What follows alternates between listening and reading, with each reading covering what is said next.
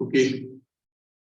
Donc, rebonjour encore une fois. Le thème qu'on va donc aborder aujourd'hui, c'est tout simplement l'avant-dernier thème de notre formation qui concerne tout simplement la géographie humaine. Alors, dans cette science de cours, que nous allons faire, on va tout simplement essayer de comprendre qu'est-ce que c'est que la géographie humaine, pourquoi est-ce qu'on va donner ce nom, bien cette appellation géographie humaine. Ensuite, à quoi va correspondre ce type de géographie et quelle est en fait son importance par rapport aux différentes activités que l'on fait. Donc, qu'est-ce que la géographie humaine? Donc, je vous ai affiché également ici une image un peu pour commencer cette séance de cours ou bien cette explication. Vous avez tout simplement un globe terrestre sur lequel vous avez, si vous regardez attentivement cette image, vous allez voir tout simplement qu'il y a une personne qui se trouve un peu ici en centre en train de le regarder. Et ça donne tout simplement cette image de la géographie humaine. Donc la géographie humaine est l'étude spatiale des activités humaines à la surface du globe. Donc, si vous voulez, la géographie humaine étudie l'éokumène. L'écoumène. Qu'est-ce que c'est que l'écoumène? C'est tout simplement les régions habitées par l'homme. Okay? Donc, l'éokumène, c'est tout simplement les régions habitées par l'homme. Donc, on appelle géographie physique cette séance, ou bien cette étude qui étudie tout simplement l'homme dans son milieu de vie, si vous voulez. Donc, cette branche de la géographie est donc par définition une science humaine, c'est-à-dire une science, une étude sur l'humain. Ces domaines sont très variés et font appel aussi bien à la démographie. Alors, lorsqu'on va parler de l'humain, on va parler de la population humaine, on va s'intéresser à la démographie, pardon, à la sociologie, tout ce qui concerne les études de la société, les problèmes qui naissent à l'intérieur des sociétés. On va s'intéresser également à l'économie, à l'histoire ou au droit, ou encore à la politique. Okay? Parce que toutes ces différentes disciplines, si vous voulez, toutes ces différentes branches s'intéressent tout simplement à la vie de l'espèce humaine dans la société, d'où l'idée de géographie humaine. Alors, comme tout phénomène géographique, les faits étudiés par les géographes, par la géographie humaine, sont non cartographiés. Quelque chose de spécial par rapport à cette discipline, c'est que tous les phénomènes, on va essayer à chaque fois de les représenter sous forme de cartes, d'une représentation qu'on va donc donner. Les cartes ainsi produites constituent un des matériaux sur lesquels s'appuie la géographie pour son analyse, de même que les statistiques, la législation, les enquêtes d'opinion. Okay? Donc, la géographie humaine, si vous voulez, il va être très documenté. À travers quoi? À travers tout simplement la reproduction des cartes. On va présenter des phénomènes, on va présenter des thèmes à travers des cartes qu'on va permettre aux gens par la suite de pouvoir analyser, de donner des données statistiques là-dessus, de voir aussi qu'il y a des lois qui régissent ou bien qui protègent les gens du moment où ils appartiennent ou ils vivent à l'intérieur d'une société, et également des enquêtes vont donc se faire pour pouvoir relever, pour pouvoir apporter des éléments de réponse à certaines des questions ou bien des thèmes qu'on va donc étudier. Donc la géographie humaine, si vous voulez, correspond elle-même à de nombreuses spécialités. Okay? Donc la géographie humaine, elle va avoir également certaines des spécialités. Donc il y a la géographie de la population, on va étudier une branche, une sous-branche, si vous voulez, qui va s'intéresser uniquement à l'étude de la population, la géographie de la population. Notre sous-branche va donc s'intéresser à la géographie rurale, tout ce qui concerne la ruralité, c'est-à-dire où vivent les gens dans cet espace organisé. Okay? Donc, des gens vont vivre, bien sûr, à l'intérieur des villes, à la périphérie. Il y a certains qui vont composer le monde rural. Donc, qui compose ces parties? Ce sont toujours des êtres humains, d'où l'idée de la géographie humaine. Il y a également la géographie urbaine, la géographie sociale, la géographie économique, la géographie politique et la géographie culturelle. Vous voyez? Donc, si on voit tous ces sous-branches, toutes ces sous-branches étudient tout simplement l'homme. Ce qui veut dire que au cœur de cette géographie, le facteur humain, est donc tout simplement au centre, et c'est elle qui est tout simplement au centre de toutes ces études qu'on va donc faire. Donc, comme je vous ai dit sur cette première partie, qu'une chose qui est tout nouveau concernant cette géographie humaine, c'est que le géographe essaye à chaque fois, à travers des thèmes qu'il va donc étudier, essaye à chaque fois de faire une représentation. Okay? Donc, vous avez là les exemples de représentation que font tout simplement les géographes. Donc, par exemple, ici, lorsqu'on veut s'intéresser tout simplement aux différents produits, par exemple, les espaces qui sont donc productifs, par exemple, en France, on peut reproduire ces espaces à travers une carte. Donc, on va faire une représentation cartographique des espaces productifs en France. Vous voyez, c'est un thème qui a rapport bien sûr à la population, mais on va le représenter sous forme de carte. On peut par la suite analyser.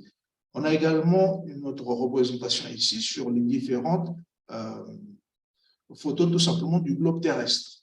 Okay? Donc, c'est simplement un globe terrestre, mais parce qu'on veut faire des études, par exemple, de latitude ou bien de climat dessus, on va reproduire cet espace sous une représentation cartographique.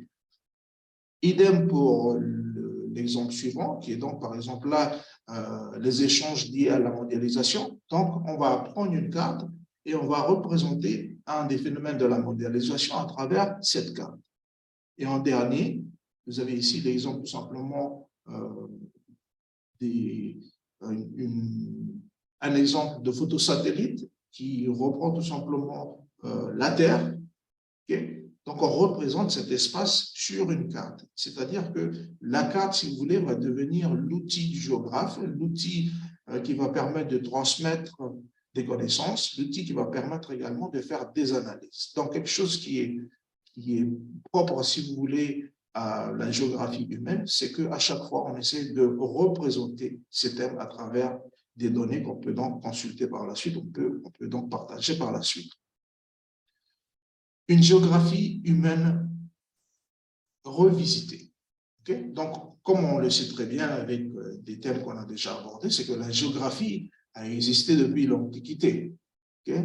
Donc, il y a des anciens peuples qui se sont intéressés là-dessus, donc ils ont développé pour par la suite, certains pères fondateurs de la géographie vont donc l'inscrire à l'intérieur des universités pour qu'elle soit étudiée, pour qu'elle devienne une discipline éducative.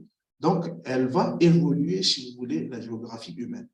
Maintenant, c'était début des années 1980 que l'on constate une évolution rapide de la géographie humaine. Okay?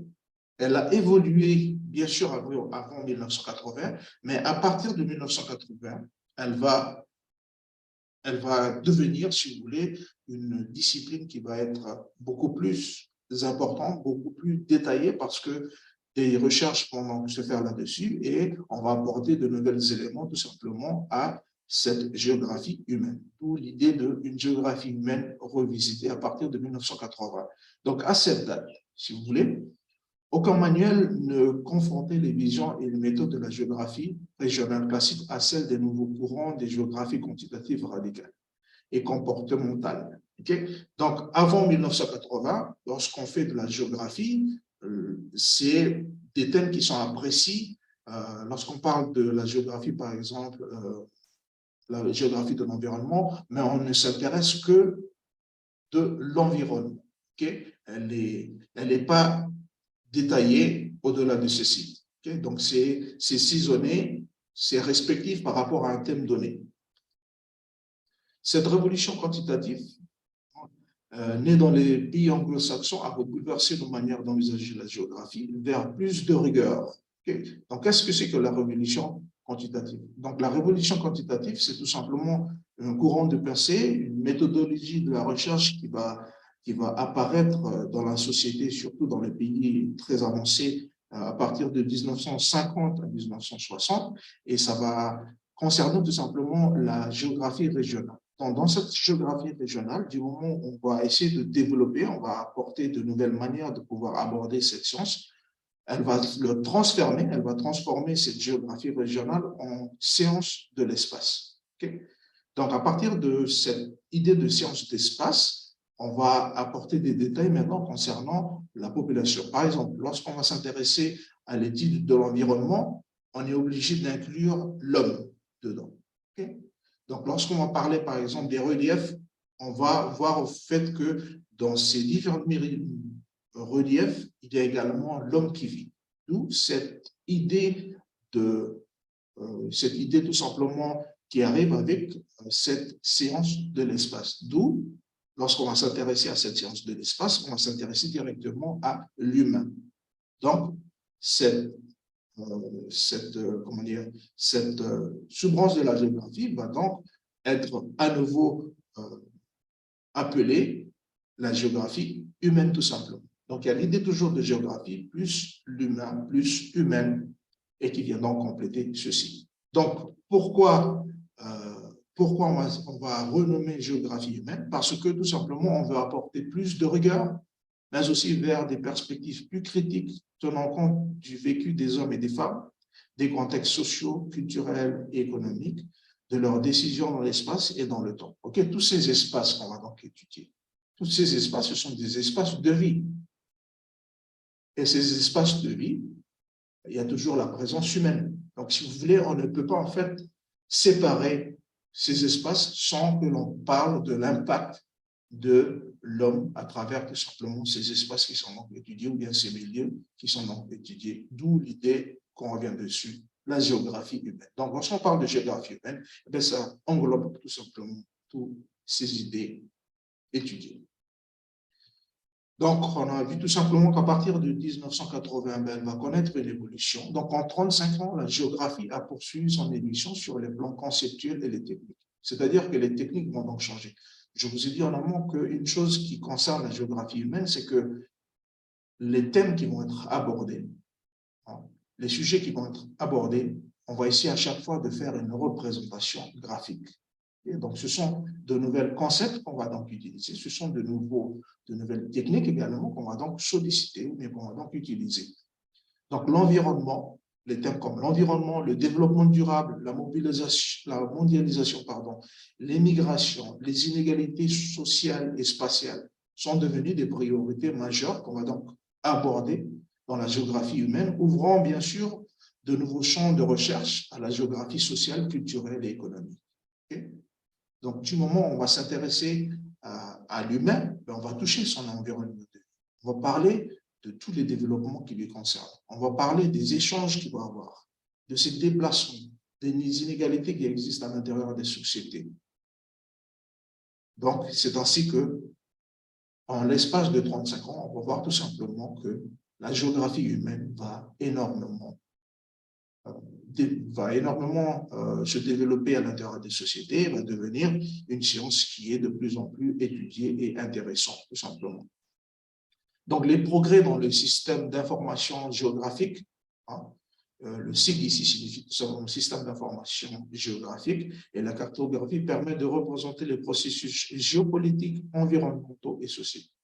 Voilà, cela vient donc confirmer les idées qu'on a partagées jusque-là, c'est que la géographie humaine est une science tout simplement qui essaie de représenter des thèmes qui touchent l'humain, tout simplement sur une carte, sur une représentation cartographique. Okay? Donc, vous voyez des thèmes comme par exemple la géopolitique, comment dire, le fait que certains des territoires sont donc occupés par certaines des puissances. Vous voyez, on peut représenter ces différentes informations sur une carte. Et la géographie humaine ouvre en fait ou bien donne les moyens de pouvoir faire ce travail-là. Donc ça, c'est le cycle tout simplement comment dire, un cycle tout simplement du cycle qui est donc système d'information cartographique. Et ce qu'on doit retenir lorsqu'on parle de la géographie humaine, c'est que la géographie humaine, en se développant, en s'évoluant, elle s'ouvre parfois dans la confusion sur des thématiques de société, géographiques des genres, sur la santé, des conflits culturels, des inégalités, du bien-être ou bien des risques de la société. Donc, vous voyez, la géographie humaine, elle s'ouvre de plus en plus et souvent, elle va s'ouvrir sur des thèmes qui jusque-là n'étaient pas mis en lumière. L'humain ne s'est pas trop intéressé là-dessus. Okay? Donc, c'est pourquoi j'aimerais que vous reteniez là-dessus, c'est que la géographie humaine s'ouvre parfois dans la confusion. Mais derrière cette confusion, on va toujours essayer d'apporter des éléments de réponse pour venir confirmer certains questionnements qu'on se fait dans la société. Donc, après avoir été longtemps descriptif, n'oublions pas, la géographie, dans un premier temps, elle se veut descriptive. Okay? Empirique, parce que ça se passe comme si, de cette manière, c'est parce qu'il y a ces facteurs-là, qui ont été des facteurs déclencheurs, et qui fait que ça aboutit de cette manière, et à la fin, ça peut dire comme ceci. C'est empirique, si vous voulez. Ces idées se complètent. Voilà. Et en sciences encyclopédiques, parce que ça ne va pas changer, si vous voulez, certaines des données, par exemple la localisation des pays, c'est toujours les mêmes espaces qu'on va donc étudier. Donc, on va parler d'idées d'encyclopédie pour faire connaître la Terre sur ces régions. La géographie est devenue une science humaine avec ses fondements épistémologiques, ses théories, ses modèles et ses applications. Okay? Donc, petit à petit, en s'évoluant, cette géographie humaine va devenir tout simplement une discipline beaucoup plus complète, beaucoup plus appréciée, beaucoup plus étudiée, si vous voulez. Elle s'est intégrée pleinement aux sciences économiques et sociales, tout en développant une discipline autonome centrée sur l'étude de l'organisation sociale et les logiques de l'espace humanisé. Okay? Donc, petit à petit, bien sûr, en s'évoluant, elle va devenir une discipline autonome, c'est-à-dire qui est indépendante des autres, parce qu'elle va avoir ses épistémologies, elle va avoir une théorie, elle va avoir ses modèles, elle va avoir ses applications. Mais une chose est sûre, c'est que cette discipline, elle va toujours étudier l'espace qui est donc l'espace humanisé. Elle va toujours s'intéresser à l'espace humanisé. Comme toutes les sciences, elle a connu des transformations rapides et profondes et à la suite des évolutions idéologiques et méthodologiques. Okay? Donc, comme toute autre science, la géographie humaine, à partir de 1980, elle va connaître une expansion, elle va connaître un développement et elle va être transformée tout simplement sur tous les différents aspects de son étude. 3 questions pour la géographie humaine. Okay. 3 questions importantes lorsqu'on fait de la géographie humaine ou bien lorsqu'on s'intéresse aux études qui sont donc liées à cette discipline de géographie humaine. 3 questions reviennent à chaque fois qu'on est obligé de se poser. Si on est géographe ou bien si on est des personnes qui s'intéressent à la géographie humaine, 3 questions à chaque fois reviennent dans nos têtes. Donc, une prise de conscience accrue du rôle de la dimension sociale des problèmes humains et à l'origine de cette évolution. Okay? Il y a tellement de phénomènes qui se sont produits sur la société qui fait qu'on est obligé, du moment où on va étudier un espace, on est obligé d'inclure l'humain dedans. Okay? Donc, qui n'a jamais entendu parler de surpopulation dans un endroit, de développement inégal et durable, des risques sociaux? Okay? Ce sont des thèmes qui reviennent à chaque fois. Du moment où, par exemple, vous allumez votre télévision ou bien vous regardez les journaux, vous allez voir des informations, des news, des nouvelles qui vont concerner la population, le déplacement des populations dans un endroit, les guerres qui font que les populations sont obligées de bouger. Donc, du moment où on s'intéresse à ces choses, c'est de la géographie humaine, tout simplement, qu'on est en train de faire. Parce qu'on va voir que cette population va donc bouger de cet endroit. Cette population va donc concerner telle population, etc., etc. Donc, ce sont des questions qui vont toucher tout simplement l'humain à l'intérieur de sa société. Le rôle du géographe n'est-elle pas alors de produire des connaissances utiles pour expliquer les comportements humains dans l'espace ou dans les conséquences? Est-ce que les géographes qui nous transmettent ces informations, Est-ce qu'ils sont là juste pour nous transmettre des informations ou bien est-ce qu'ils cherchent à apporter des éléments de réponse sur des questions que tout le monde se pose et qui ont rapport avec la place ou bien la survie de l'espèce humaine dans son milieu de vie?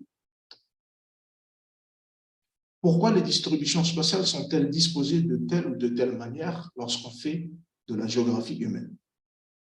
Quels sont les processus, les pratiques qui les engendrent? L'espace est-il un élément moteur favorisant certaines répartitions ou n'est-il que support? Donc, autant de questions qu'on peut donc se poser du moment où on est intéressé à la géographie humaine. Et lorsqu'on parle de géographie humaine, on essaie ici de mettre tout simplement l'accent sur un espace précis. On veut étudier un espace. Et à l'intérieur de l'espace, il y a énormément de facteurs qui sont donc, qui s'y attachent ou bien qui se relient. Et du moment où on fait de la géographie humaine, on est obligé tout simplement de considérer toutes ces choses qui constituent ce tout. Donc, 3 questions, comme je vous ai dit. Ici, je vous ai mis certaines des questions pour nous permettre tout simplement de réfléchir. Si on fait de la géographie humaine, c'est parce qu'on se pose en fait ces questions-là et on essaie d'apporter des éléments de réponse tout simplement à nos questions. Donc, 3 questions majeures permettent d'aborder ce problème. D'abord, il y a le qui. On va s'intéresser à qui? Dans cet espace, on va s'intéresser à qui? Ensuite, il y a la deuxième question, c'est sur quoi? Dans cet espace, à qui on va s'intéresser? À quoi exactement? Et où? Troisième question, c'est donc où? Donc, 3 questions, si vous voulez. Quoi comme produit? Qui comme groupe? Et où le lieu où on va donc s'intéresser pour pouvoir faire l'étude. Donc, pour apporter des explications sur ces différentes questions qu'on peut donc se poser. Donc, la première interrogation, c'est-à-dire le qui, concerne tout simplement les groupes qui occupent l'espace, avec leurs valeurs, leur mode de fonctionnement, leur caractère, etc. Okay. Donc, ce sont les gens qui vont occuper cet espace. Si on veut, par exemple, faire une étude des gens qui habitent sur Tana, ben on ne va pas étudier l'ensemble de l'île de Tana, on va s'intéresser à un endroit particulier, par exemple les Naquel. Okay. Donc, c'est un lieu qui est donc précis. Ensuite, on va s'intéresser également aux valeurs. Comment est-ce que la vie fonctionne en fait? Et ensuite, les différentes caractéristiques qui composent ce lieu de vie. Deuxièmement, qui a trait tout simplement aux productions de ce groupe, économique, culturel et social, grâce aux organisations, aux ressources, à la technologie, aux échanges. Okay? Donc, lorsqu'on pose la question qui, on va s'intéresser ici au groupe de gens tout simplement qui sont donc qui vivent et au groupe tout simplement des éléments qui organisent la vie de cette société, comme par exemple l'économie, la culture, tout ce qui est social, les organisations qui vont donc exister, les ressources, la technologie, comment est-ce que ces gens échangent. Donc, tous ces sous-thèmes viennent sous la question qui. Et quant à la troisième, elle aborde le problème des localisations. C'est le lieu où expression des choix de société. Est-ce que ces gens habitent au bord de la mer, c'est-à-dire dans les zones côtières? Est-ce qu'ils vivent à l'intérieur des terres? Est-ce qu'ils vivent en haute montagne, etc., etc. Donc, lorsqu'on pose cette question, où? On s'intéresse tout simplement à cet espace de vie. Ces questionnements sont donc complétés par pourquoi? Pourquoi est-ce que ces gens vivent là? Pourquoi on va s'intéresser à eux maintenant? Et le comment également. Okay? Mettant en lumière les objectifs des individus et des groupes, ainsi que les relations de pouvoir dans l'espace. Et en dernier, et jusqu'où, qui permet d'aborder les questionnements de limites, de discontinuité et de seuil. Donc, ce qui veut dire que du moment où on s'intéresse à la géographie humaine, on va tout simplement poser 6 questions. À chaque fois, 6 questions doivent revenir dans nos têtes, doivent revenir dans nos réflexions, doivent revenir dans nos pensées. Qui? Quoi d'abord? Qu'est-ce que je vais étudier là? Qui? Ensuite, où exactement? pourquoi, comment je vais le faire et jusqu'où je dois faire cette étude. Donc, vous voyez, c'est un peu centré, c'est un peu ciblé, en fait. Du moment où on va trop élargir, ça va nous permettre de ne pas avoir des données qui sont fiables, si vous voulez. Donc, on est obligé de cadrer, on est obligé de centrer, on est obligé d'étudier de telle période à telle période pour qu'on ait des éléments beaucoup plus justes et qui soient, en fait, qu'on peut aller vérifier sur le terrain, tout simplement. Donc, n'oubliez pas une information très intéressante là-dessus. Lorsqu'on va parler de la géographie, ou bien lorsqu'on fait de la géographie humaine, on est obligé de poser tout simplement ces 6 différentes questions. Quoi, qui, où, pourquoi, comment et jusqu'où je peux aller dans la partie réflexion.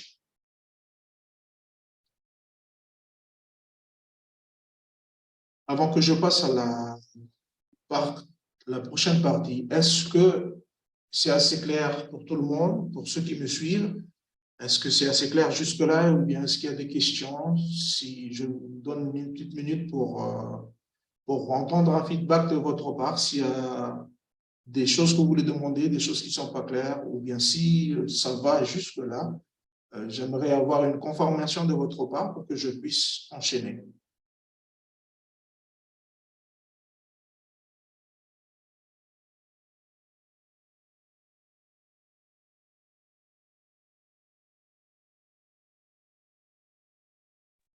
Ça va, monsieur? C'est bon, vous avez reçu jusque-là?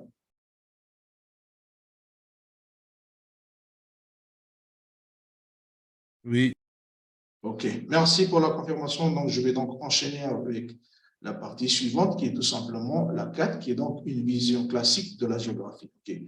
Donc, pour pouvoir parler de cette géographie qui à partir de 1980, va connaître une forte évolution, il est intéressant quand même de revenir un peu sur la partie historique, si vous voulez, de cette vision qui est donc de la géographie. Okay. Donc, je vous ai affiché là 4 images. Le premier, c'est donc de Claude Ptolémée. Deuxièmement, c'est donc Vidal de la Blache, ensuite Diego Vasquez et Vernes, qui sont donc tout simplement des géographes qui sont donc renommés et qui ont énormément donné leur temps pour pouvoir développer la géographie au niveau mondial. Donc, la vision classique, si je reviens sur ceci, de la géographie, parce qu'elle privilégie tout simplement la description des faits pour atteindre l'explication par une démarche inductive. Okay. Donc, toutes ces personnes que vous pouvez voir, ils ont participé à la géographie et pour eux, ils ont commencé par faire de la description. Okay. Ils font de la description de certains phénomènes ou bien de certains endroits, puis par la suite, ils vont conduire leur réflexion à travers tout simplement une démarche qui va être constructive. Okay. Cette vision est utilisée par les principaux fondateurs de la géographie et de l'école française de géographie dès la première moitié du siècle. Donc, comme je vous ai dit, les premiers géographes, ils vont commencer par faire des descriptions. Ensuite, à travers les descriptions qu'ils vont faire, ils vont essayer de les analyser pour pouvoir les comprendre et arriver à des fins ou bien des conclusions, tout simplement. Donc, cette démarche, on l'a vu à travers la géographie humaine, que cette démarche va donc tout simplement évoluer par la suite vers les autres branches de la géographie. Et ici, on s'intéresse plus particulièrement à la géographie tout simplement humaine. Donc, elle va connaître une exploration et une évolution constante. Ces phénomènes-là, on ne peut pas les nier, on ne peut pas dire que la géographie n'a pas évolué, si elle a évolué. Pourquoi? Parce qu'on a inséré, par exemple, on a inséré tout ce qui va avec la technologie dedans, par exemple. Pour affiner des cartes, on va utiliser des programmes informatiques. Donc, ça montre tout simplement que cette géographie, qui au départ était juste descriptive, elle va être transformée tout simplement par des géographes qui se sont donc intéressés à cette science. Donc, on ne peut pas le nier, comme je vous le dis. Comme la plupart des disciplines et à leur début, la géographie s'est longtemps présentée comme radicalement empiriste, suivant des étapes bien précises. Tout d'abord par recherche d'informations sur les nouveaux mondes, puis par approfondissement des connaissances régionaux. Et Vidal de la Blache, qui en 13, un des grands géographes français au début du XXe siècle, disait tout simplement: la géographie est la science des dieux et non celle des hommes. Ok, donc là, vous avez en fait la manière dont réfléchissent en fait les premiers géographes. Pour eux, la géographie, c'est avant tout la science des dieux, okay, mais pas de l'homme. Alors qu'à partir de 1980, elle va prendre en fait un nouveau tournant qui va devenir donc la géographie humaine. Lorsqu'on va parler de la géographie, on ne peut pas en fait exclure l'humain. L'humain fait partie de cet espace de vie. Donc, d'où l'importance de cette nouvelle géographie, qui est donc la géographie tout simplement humaine. On associe l'espace avec la personne qui le peuple tout simplement, ou bien qui vit dans cet espace.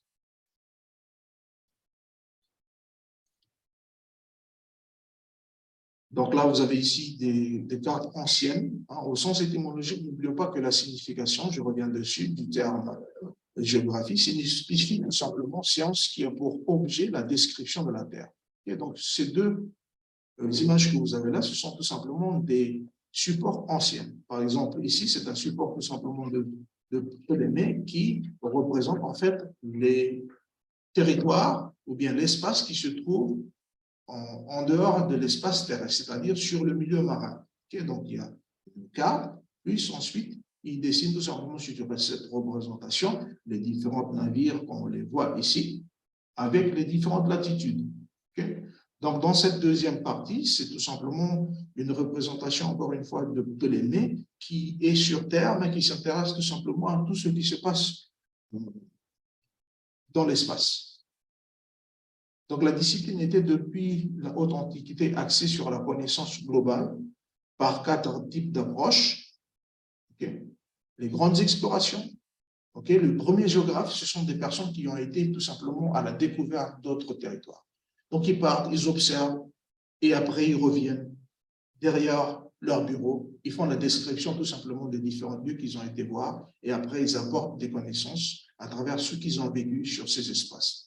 Deuxièmement, c'est donc la géométrie, pardon. Elle est donc géométrie pour mesurer l'espace terrestre. La géographie, elle va servir en fait à essayer de calculer différents espaces de vie. Donc, du moment où on essaie de calculer ces différents espaces, ces différentes distances, on fait de la géométrie. Et également la cosmographie, afin de situer la Terre dans un système astronomique. Et en dernier, la cartographie destinée à la représentation de l'espace terrestre. Donc, voilà un peu les différentes approches des premiers, des anciens géographes durant leur temps pour pouvoir faire l'étude de la géographie. Okay? Donc, pour pouvoir faire l'étude de la géographie, eh bien voilà, ce sont les différents types d'approches que les premiers géographes, les anciens géographes utilisent tout simplement pour pouvoir expliquer ce que c'est que la géographie, ou bien pour pouvoir étudier des thèmes qui sont donc liés à la géographie.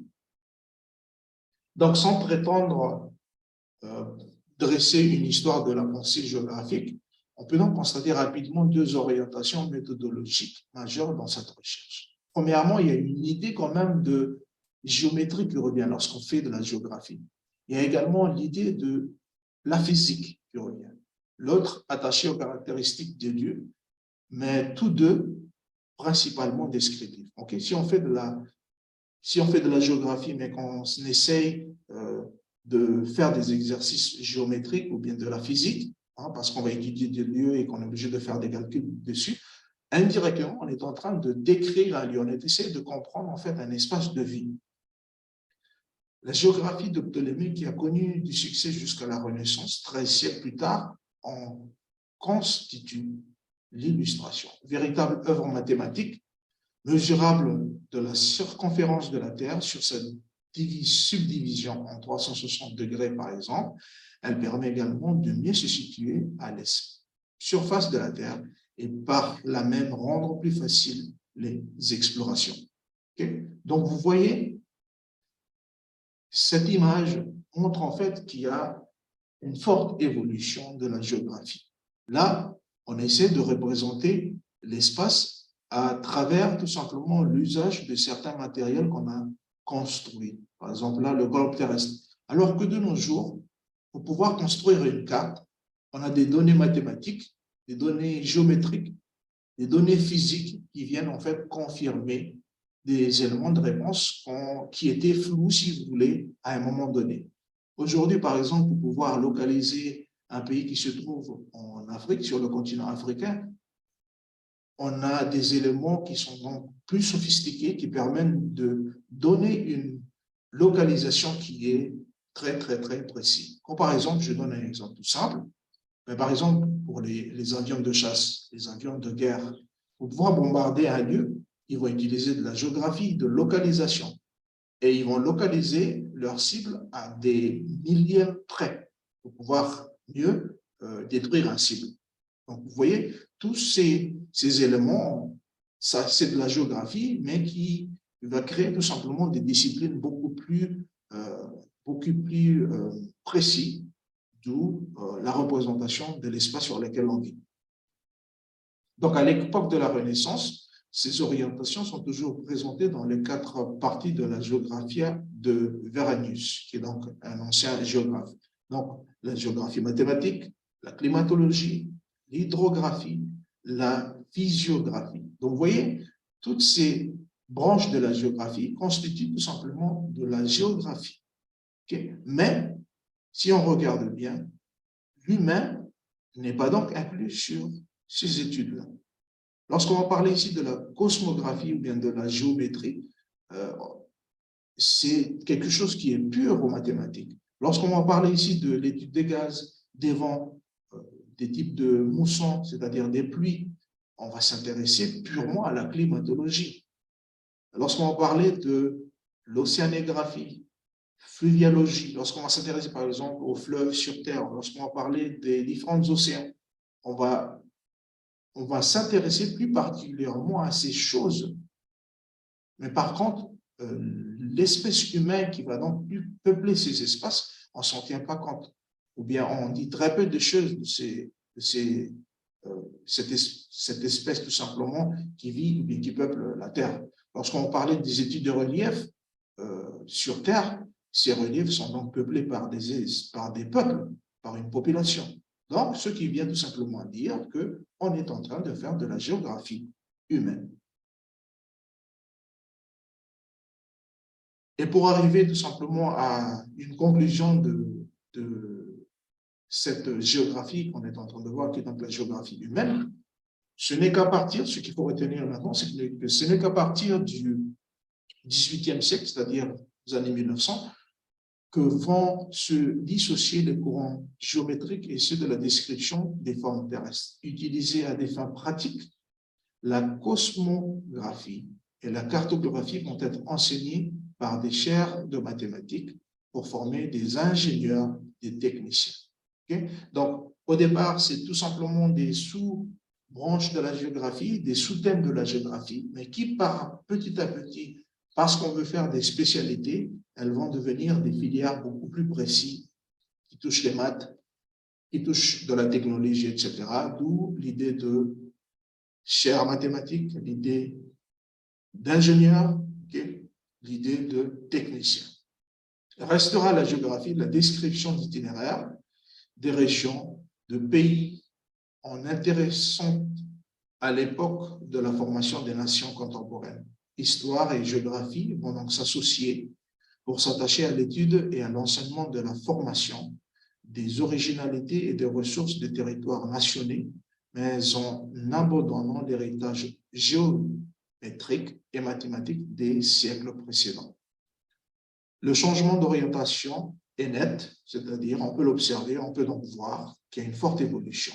Il marquera longtemps la géographie jusqu'à l'émergence de la nouvelle géographie quantitative et des sigles, tout simplement.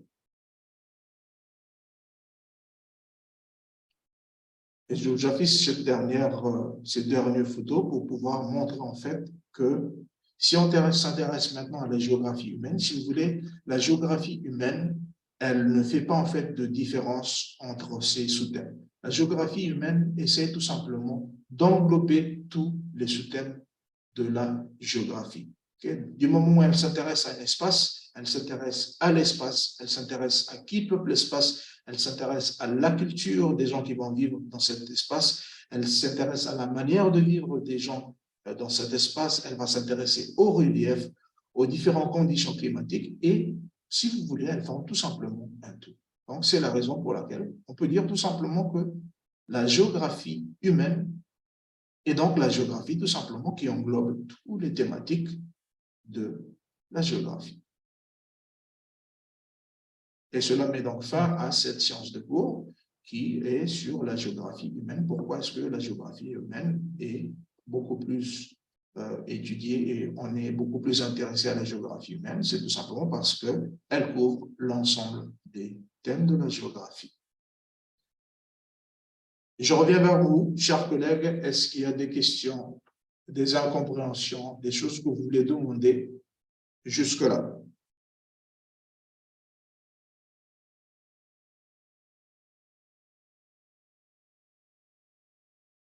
Oui, monsieur. Vous aurez des questions, des incompréhensions, des choses que vous voulez demander? Non, monsieur, c'est pour le cours d'aujourd'hui, là, vous n'avez pas partagé votre écran, c'est pour cela qu'on a des difficultés à vous suivre. Ah, vous n'arrivez pas à voir? Oui, Oui, puisque monsieur. vous n'avez pas partagé l'écran. Oh, excusez-moi. Je vais revenir dessus. Ah, j'avais cru que M. Calcine avait partagé. Attendez.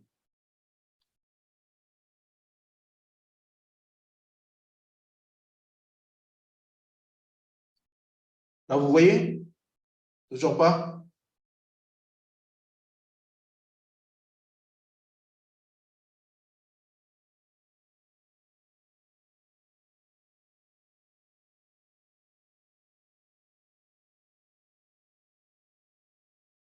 Est-ce que là, vous voyez quelque chose ou pas?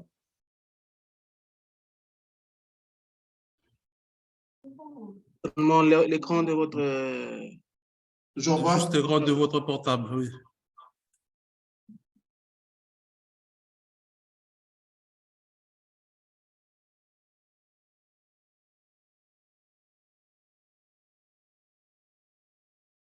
Là, vous voyez ou pas?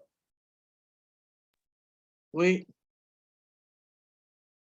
Ça veut dire que toute le cours, vous n'avez rien vu. oui. Ah oui, monsieur.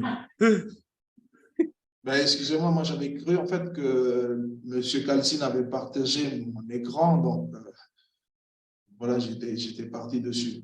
Donc, c'est bon, là vous voyez. Oui, monsieur. Ok. Ouais. Ben, ce que je suis en train de vous dire, je vais le remettre pour vous par la suite. Hein. C'est ce qu'on est en train de voir jusque-là. Je vais juste défiler dessus pour que vous puissiez voir. Ben là, la première partie où on a expliqué ce que c'est que la géographie, voilà, c'était en fait ce premier diapo. Okay? La première partie, c'était juste pour expliquer un peu qu'est-ce que c'est que la géographie humaine. Je remettrai ceci, je convertirai en PDF et je remettrai, et puis après, vous pourrez écouter l'enregistrement et en même temps voir défiler ceci. Ok, c'est bon, monsieur. C'est bon? Ok, bon, voilà, c'était ça le premier diapo, en fait. Je vais aller directement dessus, comme ça, ce sera beaucoup plus simple. Le deuxième diapo, non, premier diapo, page de couverture, ensuite, c'était ça, en fait. Ensuite, voilà le facteur humain. Premier diapo toujours, pardon. On était parti sur l'explication de ce que c'est que la géographie humaine, pourquoi c'est important, quelles sont les sous-branches. Et j'avais dit tout simplement au début que lorsqu'on parle de géographie humaine, on met à chaque fois l'homme au centre des différentes études. C'est l'homme, on s'intéresse à l'humain. Au départ, par exemple, dans les années passées, avant 1980, lorsqu'on fait de la géographie, par exemple, lorsqu'on fait de la géographie des reliefs, on va étudier que du relief, c'est-à-dire que de pur espace, sans inclure l'humain. Okay? Mais avec la géographie humaine, lorsqu'on va étudier un espace, on est obligé d'inclure l'humain, parce que c'est l'humain qui peuple, c'est l'humain qui est au centre de toutes ces différentes activités dans ces différents espaces de vie. C'est la raison pour laquelle on va dire tout simplement que la géographie humaine, elle est plus complète par rapport aux autres types de géographie. Okay? Après le deuxième diapo, c'est tout simplement pour montrer en fait que la géographie, cette géographie humaine, elle est à chaque fois représentée sur des cartes. Okay? Du moment où il y a un phénomène, les géographes qui s'intéressent à la géographie humaine essayent à chaque fois de représenter le thème sur des représentations tout simplement graphiques, ou bien sûr des cartes. Donc ça, c'est les constats, c'est-à-dire à partir de 1980, comme on l'a précisé, ce qu'à partir de 1980, elle va connaître tout simplement une forte évolution. Okay? Voilà, je vais juste afficher vite fait. Après 35 ans, c'est-à-dire à partir de 1980, elle va connaître tout simplement une forte évolution parce que la manière de pouvoir étudier va être évoluée. On va insérer également tout ce qui est du domaine informatique, qui fait que ça apporte des précisions sur cette science, tout simplement. Donc, ça, c'est le cycle dont je vous ai parlé. Donc, je vais vous... Okay. Donc, sur la partie notez bien ici, je reviens juste dessus parce que c'est un élément important à retenir. Lorsqu'on parle de la géographie humaine, elle s'ouvre parfois à de la confusion parce que ce sont de nouveaux thèmes qu'on va donc décrire, ce sont de nouveaux thèmes qu'on va donc étudier. Des fois, ce sont de nouvelles choses et on a l'impression que c'est une sorte de confusion qu'on peut donc instaurer, mais par la suite, grâce à différentes études qu'on va donc mener, grâce aux analyses des données, on va finir par apporter des éléments de réponse tout simplement aux phénomènes de société. C'est bon jusque-là? Voilà, j'essaie de vite passer dessus, mais je remettrai ceci sous forme de PDF et vous aurez le temps de pouvoir revenir en écoutant bien sûr l'enregistrement du cours et tout ce qu'on a vu jusque-là. Donc, je vais juste défiler vite fait dessus. Donc, les trois questions dont je vous ai, ça c'est les questionnements qu'on s'est posés dans un premier temps pour pouvoir nous guider vers la réflexion ou bien l'émergence des trois questions. Donc, voici donc les trois questions dont je vous fais référence dans ma présentation. Qui, quoi, qui, où. Okay. L'explication est donc sur ce diapo que je vous ai présenté là, dans un premier temps. Voilà. Et ensuite, les trois questions sont à chaque fois accompagnées du pourquoi, comment et jusqu'où. D'où les 6 questions qui sont ici. Lorsqu'on fait de la géographie humaine, on est obligé de poser tout simplement ces 6 questions. Bien sûr, il y a les 3 premiers, quoi, qui, où, mais on est obligé d'apporter d'autres éléments pour que ce soit beaucoup plus clair, beaucoup bien expliquer un phénomène qu'on étudie par l'idée de pourquoi, comment et jusqu'où. Et ainsi, du moment où on a les 6 questions qui se complètent, on répond tout simplement aux questions de la géographie humaine. C'est bon pour les 6 questions? C'est bon, monsieur. OK. Donc ça, c'est les visions anciennes. Je vous ai parlé d'une idée de la manière d'étudier la géographie dans les temps anciens, avec Ptolémée par exemple, Vidal de la Blache, Diego Vastez, Bernays. Ce sont des personnes qui ont étudié la géographie, mais à travers juste de la description. Okay? À partir de 1980, cette manière de pouvoir étudier la géographie, c'est-à-dire juste à s'intéresser sur l'espace physique d'un endroit, va être complètement changé parce qu'on va inclure l'humain à l'intérieur. On va s'intéresser à l'espèce humaine, à sa manière de vivre, à ses modes de vie, comment il va échanger, comment est-ce qu'il fait pour pouvoir vivre. C'est-à-dire toujours dans l'idée de l'espace dans lequel il vit. Et ça devient une géographie qui est beaucoup plus complète. Donc ça, c'est les idées tout simplement, encore une fois, des géographes de la géographie ancienne. Voilà, je reviens sur cette idée. Okay? Les géographes, dans un premier temps, pour pouvoir faire de la géographie, ils vont s'intéresser sur les explorations, c'est-à-dire ils sont obligés de partir vers des autres espaces pour étudier comment est-ce que les gens vivent. Okay? D'où la création de cartes anciennes. Juste en contemplant, en observant le ciel, ils vont essayer de reconstituer ce qu'ils voient à l'œil nu sur papier. Okay? Donc, encore une fois, c'est de la description qu'ils font. Alors que de nos jours, ça a totalement changé parce qu'on fait appel, par exemple, à des outils qui sont beaucoup plus précis. Donc là, vous avez deux exemples d'images. Ici, c'est Ptolémée qui essaie d'étudier tout ce qu'il voit sur Terre, de faire des représentations de l'espace juste avec l'œil nu. Alors qu'aujourd'hui, par exemple, si vous regardez cette carte, si on veut donner, par exemple, les coordonnées géographiques d'un pays en Afrique, on est beaucoup plus sûr parce qu'on a des données beaucoup plus précises. Il y a des systèmes qui sont mis en place qui peuvent nous aider à mieux situer un endroit. C'est la raison pour laquelle je vous ai donné l'exemple, par exemple, d'avions de chasse, des avions de combat. Pour pouvoir bombarder un endroit précis, c'est des calculs géographiques qu'ils vont faire. Ils savent que tel pays se situe là, la cible qu'ils vont donc abattre sera sur telle altitude, etc., etc. Donc, c'est beaucoup plus précis. Vous voyez, la description aujourd'hui, elle est beaucoup plus précise. Pourquoi? Parce qu'on a des éléments, on a des outils qui nous permettent de mieux localiser les espaces sur Terre.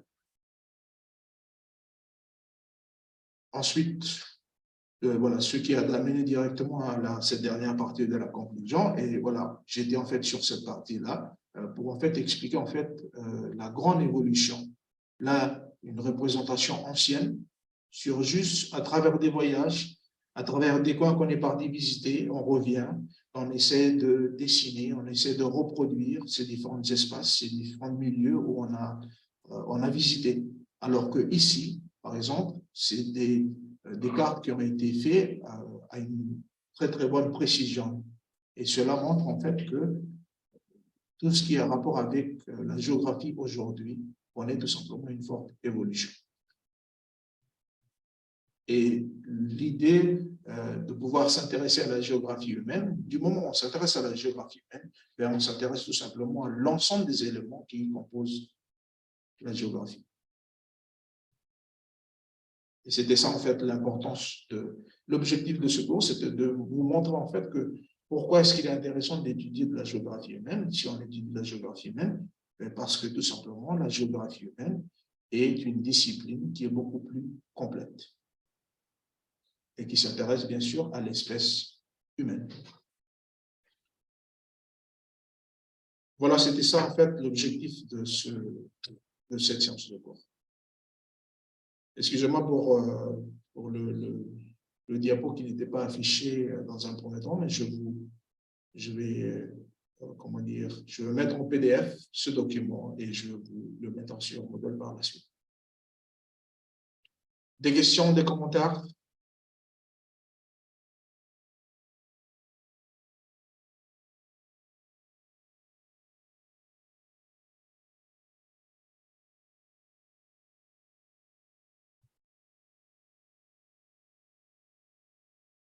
Non, ça va?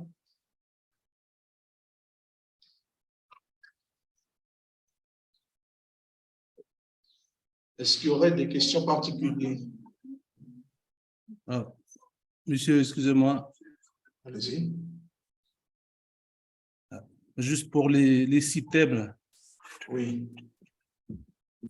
Là, on est en 5e thème ou en 6e? Au 6e. OK. Il nous reste un dernier demain. Un dernier demain. Oui. J'ai un dernier demain. J'ai un dernier thème. Demain, ce sera juste pour voir c'est juste pour voir les branches, les sous-branches de la géographie. Ce sera une séance qui va venir tout simplement compléter ceci. La géographie humaine, si vous voulez, c'est la plus complète, mais en dehors de la géographie humaine, il y a des petites sous-branches. Et ce sera juste ceci à faire le point dessus demain. Et puis après l'autre demi-heure, j'aimerais juste revenir sur les différentes évaluations que vous aurez à faire. Et puis après, voilà, ça sera la fin de cette séance, des DCM surtout.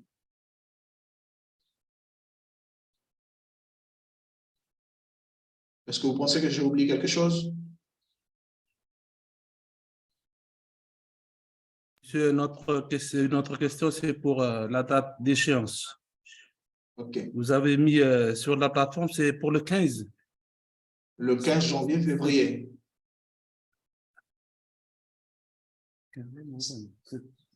C'est pas 15 de ce mois-ci. De ce mois, hein? Non, Non? pas de ce mois. OK. Tout le travail, il faut juste me rendre avant le 15 du mois de janvier-février. Et peut-être bien au début de février, on va dire début février. Parce que vers le 15, ce sera les dernières dates, quoi. Tous les 4 devoirs que je vais vous demander de faire, OK, je vais m'expliquer. L'idée de vous donner, de vous ne pas mettre de la limite parce que je sais qu'on est arrivé à la fin de l'année, que vous êtes en mode de vacances et je ne veux pas vous embêter pour ceci. Donc, je donne les travaux. J'ai terminé la LCM, je vais terminer demain l'LCM. J'aimerais juste que vous me complétez tous les travaux avant la moitié de février. C'est-à-dire, à partir de février, à partir de la quinzaine du mois de février, je dois déjà récolter tout l'ensemble du travail que vous devez faire, c'est-à-dire les 4 évaluations que vous devez compléter. Okay? Je n'impose pas de temps dessus. Après, si vous avez du temps pour vite le terminer et puis après me rendre, ça va. Mais il faut que vous me complétez avant la quinzaine du mois de, pas janvier, parce qu'on va être encore sous l'effet des fêtes, ce sera sur février. Au moins avant la quinzaine du mois de février, si je peux avoir tous les devoirs de chacun de vous. C'est bon? Monsieur, je voulais juste poser cette question parce que sur la plateforme, vous avez mis le 15 de ce mois. Ah, excusez-moi, 15 décembre. C'était pas en fait moi qui avais mis la date d'échéance, c'est M. Calcine qui s'est trompé là-dessus. Donc, vous l'excuserez de sa part. Ce sera donc, voilà. Si vous avez vu en fait les 2 documents que moi j'ai donc mis, c'est-à-dire l'activité, les 2 fiches activités, j'ai précisé dessus qu'il faut me rendre avant la quinzaine du mois de février, pardon. Et ce sera pareil. Je remettrai une dernière note pour rappeler à tout le monde qu'il faut juste me rendre les devoirs avant le 15 février. C'est bon?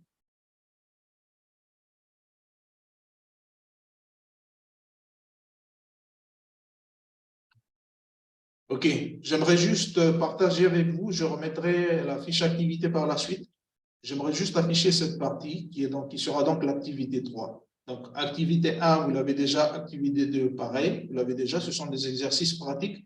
Cette 3e exercice que je vais vous demander de faire, ce sera donc la suivante.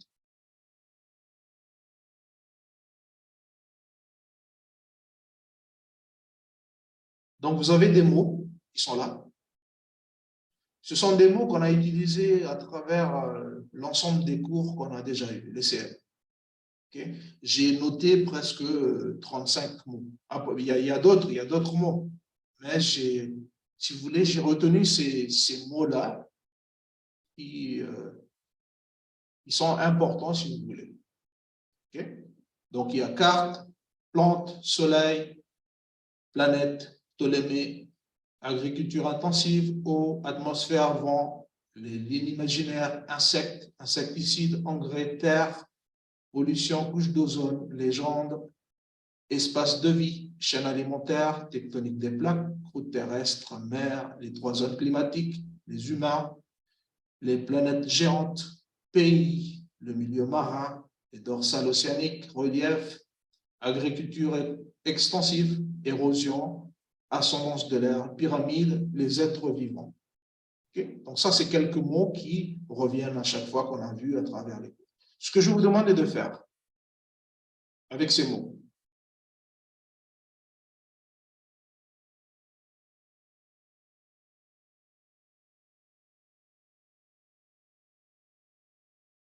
Voilà, ce que je demande de faire, c'est de choisir un thème. Parmi l'ensemble ici, il faut juste choisir un thème. Pas tous les thèmes. Et ce ne sera pas tout le monde qui va faire la même chose. Okay? Chacun doit travailler sur un thème. Donc, première des choses, vous choisissez un thème. Après, ce qu'il faudra faire, ce que j'aimerais, ce que j'attends de vous, c'est que vous me créez un support pédagogique audiovisuel. D'expliquer la notion traitée, c'est-à-dire, par exemple, si je prends l'exemple, vous allez expliquer, si vous choisissez l'eau. Okay? J'aimerais qu'avec le thème qui est donc eau, vous allez créer un support pédagogique, c'est-à-dire, vous allez essayer de, ça peut être une maquette que vous allez construire, ça peut être un schéma, ça peut être un document que vous voulez utiliser. Mais après, il faudra créer le support.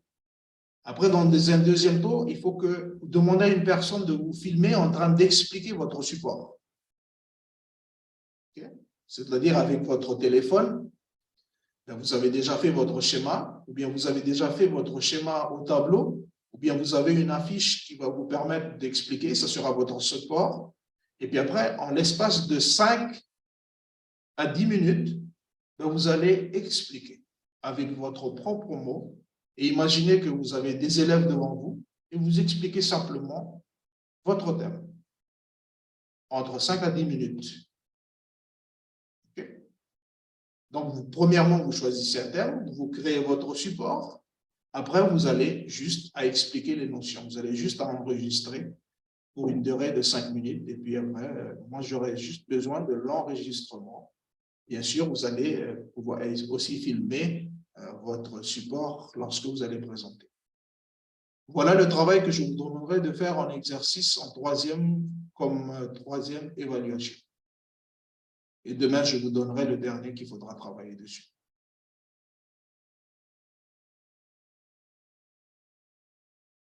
Est-ce que c'est clair pour ce travail?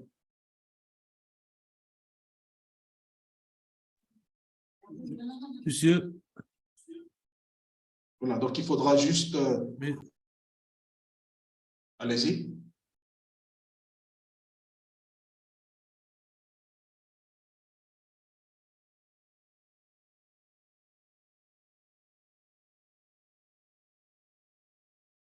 La carte du monde ou la carte du Vanuatu? Comment?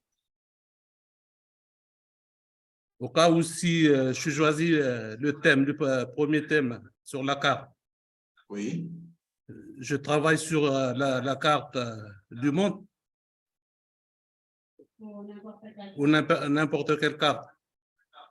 C'est toi qui décides. Si tu veux prendre une carte de Vanuatu, peut-être un objectif derrière la carte de Vanuatu, tu nous présentes la carte de Vanuatu. Si c'est la carte de Tana, si c'est la carte de Malikolo, il faut que c'est toi qui... Voilà, il faut que ce soit ta créativité. Qu'est-ce que tu veux présenter sur cette carte? Est-ce que tu veux montrer à quoi sert une carte? Quels sont les éléments importants à dire de carte? C'est toi qui est maître, en fait, de ce que tu veux nous présenter. Nous, ce qu'on veut, c'est juste que tu crées un support et que tu expliques à quoi sert ce support, tout simplement. Autre question, monsieur, c'est si je voulais travailler sur PowerPoint, c'est possible? Oui. Tu peux le faire, mais après, du moment où tu vas faire la présentation, il faut juste que la personne qui te, comment dire, qui prend ta petite vidéo soit de côté pour que tu puisses voir ton écran et en même temps tu l'expliques. Il y a une personne qui prend tout simplement ceci. Mais après, j'aurais juste besoin que tu m'envoies également le PowerPoint. Tu le convertis en PDF et tu le mettras également avec ce que tu vas m'envoyer. Parce que comme il y aura plusieurs, voilà, comme il y aura plusieurs informations que tu vas défiler sur ton PowerPoint, j'aimerais quand même avoir l'ensemble des présentations, si possible.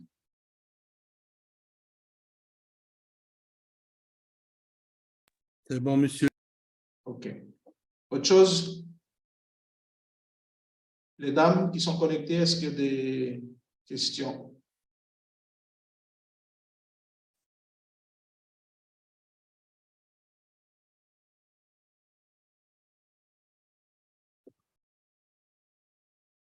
Ça va? Monsieur, tous les commentaires des dames, on les fait ensemble et on vous le transmet, monsieur. OK. Ça va. Donc voilà, il suffit juste de choisir encore une fois, pour une dernière fois, bien sûr, il suffit juste de choisir un des thèmes. Okay. Je vais créer sur Moodle un espace tout simplement pour que tout le monde ne puisse pas prendre le même thème. Okay. Du moment où il y a un de vous qui choisit un thème, vous irez juste sur la liste des différents thèmes qui sont là. Il suffit juste d'écrire votre nom dessus. Vous enregistrez. Et comme ça, les autres personnes, du moment où ils vont se connecter, ils vont voir que ce thème il est déjà pris. OK? Comme ça, ça va éviter que tout le monde prenne la même chose. Donc, on créera un espace avec ces notions-là qui sont donc dessus. On va les mettre dessus et du moment où vous allez cliquer dessus, il suffit juste d'aller sur ce thème. Du moment où vous voyez qu'il n'y a personne qui l'a pris, vous allez écrire votre nom dessus, vous allez l'enregistrer et normalement, lorsque les autres personnes viendront dessus, ils vont voir tout simplement que le thème elle est déjà pris. Donc, il va choisir autre chose.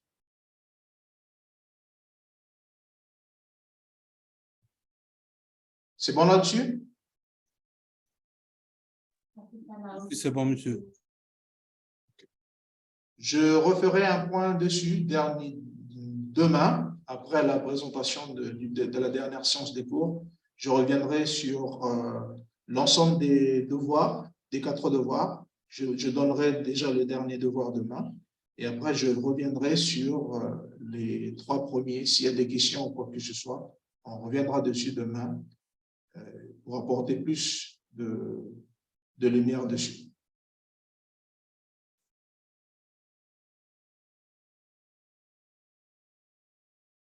C'est bon jusque-là?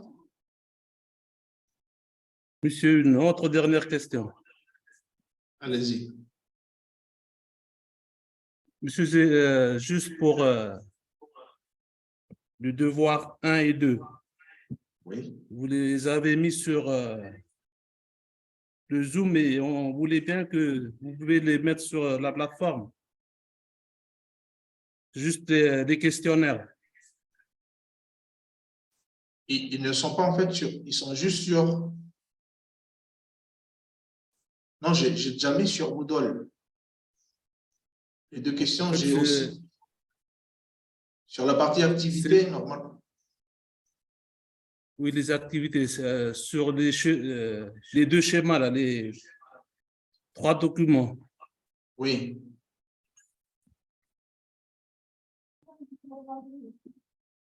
Vous les avez déjà mis sur la plateforme? Oui, c'est déjà mis. Vous les avez pas vus?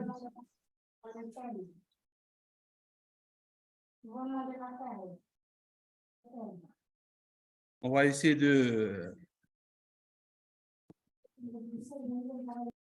d'aller encore sur la plateforme si on va les voir. OK. Ben, reconfirmez-moi demain si vous voyez toujours rien. Normalement, c'est déjà dessus. Les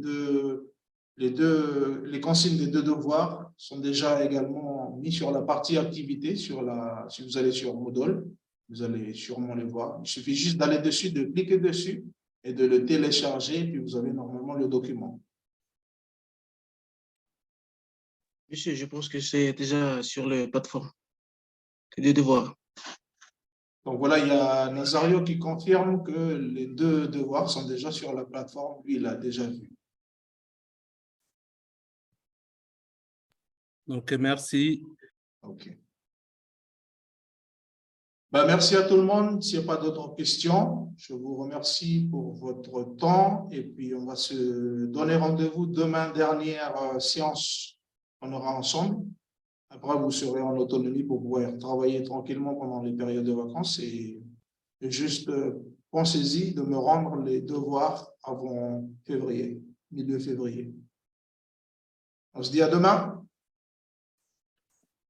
Merci, monsieur. À demain. Merci à vous. Bonne fin d'après-midi et à demain.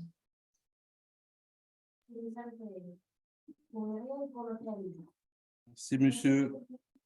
C'est